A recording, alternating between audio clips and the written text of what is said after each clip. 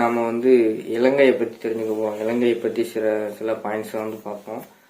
First point இலங்கை வரைபடம் இந்திய வரைபடத்துக்கு கீழே இருக்கு. அதாவது இந்திய வரைபடத்துக்கு கீழே ஒரு சின்ன நீர்த்துளி மாதிரி இருக்கா, அதை வச்சு இலங்கையை இந்தியாவின் கண்ணீர் துளி அப்படிங்கிற மாதிரி அழைக்கிறாங்க.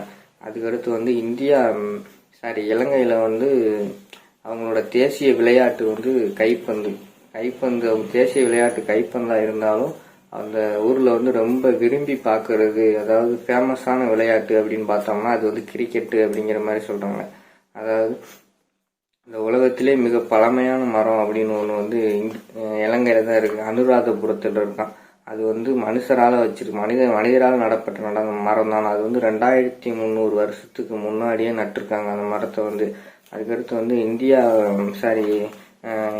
இலங்கையில கல்வியறிவுக்கு ரொம்ப முக்கியத்துவம் கொடுப்பாங்க. அதனால அங்க தெற்காசியாவிலே மிக உயர்ந்த கல்வியறிவு உள்ள நாடு இலங்கை அப்படின்னு சொல்றாங்க. இலங்கையில 8வது அதிசயம் அப்படின்னு இப்ப ரீசெண்டா சேர்த்திருக்காங்க. அது என்னதுன்னா சிசிலியா யுனெஸ்கோவா அது அறிவிக்கப்பட்டிருக்காங்க. அது கொஞ்சம் அழகா இருக்கும் அப்படிங்கிற மாதிரி நினைக்கிறேன். முதல் பெண் பிரதமர் கொண்ட நாடு இலங்கை தான் அப்படிங்கிற மாதிரி சொல்றாங்க.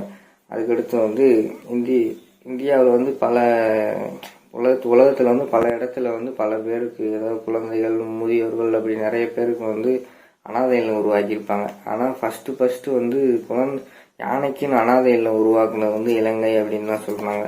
இதோட இலங்கை முடிஞ்சு அடுத்து வேற ஏதாவது வீடியோல பார்ப்போம். வேற ஏதாவது